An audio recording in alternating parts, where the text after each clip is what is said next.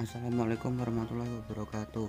Di sini nama saya Muhammad Salahuddin Alfa from Eleven Science akan menjelaskan sedikit tentang teks eksplanasi.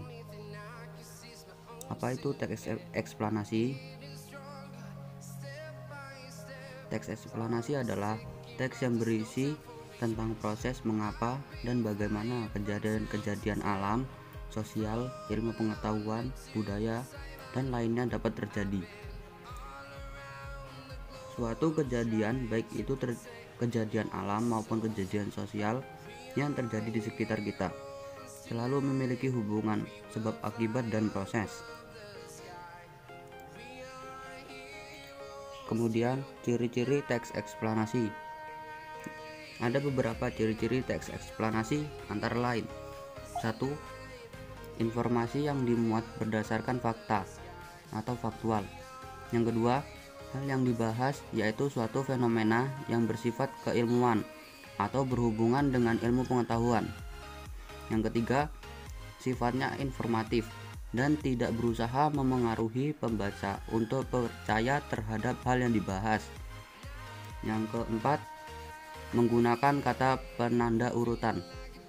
Dan yang kelima, fokus pada hal umum, generik, bukan partisipan manusia. Contoh, tsunami, banjir, gempa bumi, hujan, dan lainnya.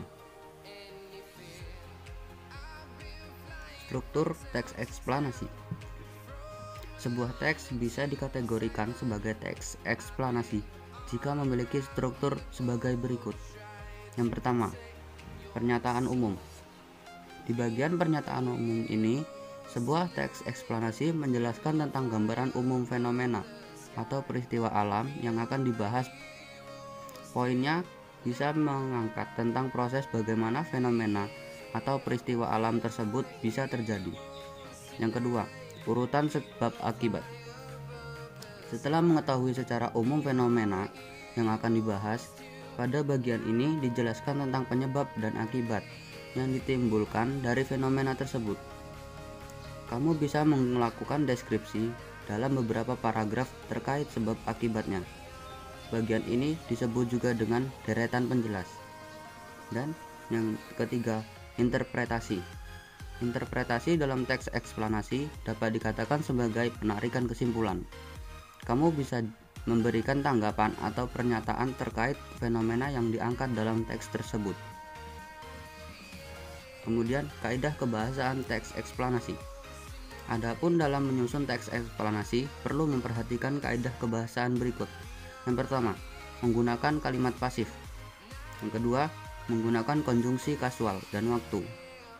Yang ketiga, terdapat istilah ilmiah. Yang keempat, menggunakan kata kerja material dan rasional.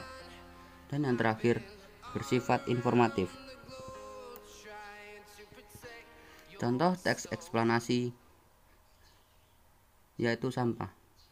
Di bagian pernyataan umum, sampah merupakan barang atau benda yang sudah tidak digunakan lagi, yang keberadaannya sangat mengganggu kesehatan masyarakat di sekitar.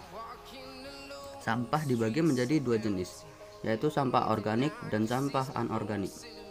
Sampah organik adalah jenis sampah yang mudah terurai seperti sayuran, daun-daun kering, dan sisa makanan. Sampah ini dapat diolah sebagai pupuk atau kompos untuk tanaman. Sedangkan sampah anorganik adalah sampah yang tidak mudah terurai seperti plastik, botol kaleng, dan sebagainya. Salah satu untuk meminimalisir sampah anorganik dapat didaur ulang menjadi sebuah benda mempunyai nilai jual yang sangat tinggi. Deretan penjelas sebab akibat. Sampah merupakan salah satu fenomena yang sering kita temui di lingkungan masyarakat. Sampah mulai terlihat biasa berserakan di sekitar kita. Namun, sampah tersebut memberikan dampak yang besar, seperti sarang penyakit, banjir, dan tanah longsor. Sampah yang dibiarkan menumpuk akan mendatangkan bau yang tidak sedap, sehingga akan mencemari udara. Nantinya juga akan mendatangkan penyakit seperti muntaber dan DBD. Selain itu, sampah juga dapat mendatangkan seperti banjir dan tanah longsor. Sampah yang dibuang ke sungai secara terus-menerus akan membuat aliran menjadi sulit mengalir dan lama-kelamaan air sungai meluap. Apabila banjir, tentu saja akan menyulitkan kita untuk beraktivitas dan bekerja. Selain itu, banjir yang sangat besar dapat menyebabkan tanah longsor. Interpretasi: banyak sekali dampak yang dapat dirasakan jika kita selalu membuang sampah sembarangan. Untuk itu, kita sebagai makhluk sosial yang menginginkan kesejahteraan, mari bersama-sama menjaga lingkungan. Dimulai dari hal yang paling kecil, yaitu membuang sampah pada tempatnya. Sampah organik dapat diolah menjadi pupuk atau kompos untuk tanaman, dan sampah anorganik dapat diolah kembali untuk menjadi barang yang mempunyai nilai jual yang sangat tinggi. Sekian dari saya. Wassalamualaikum warahmatullahi wabarakatuh.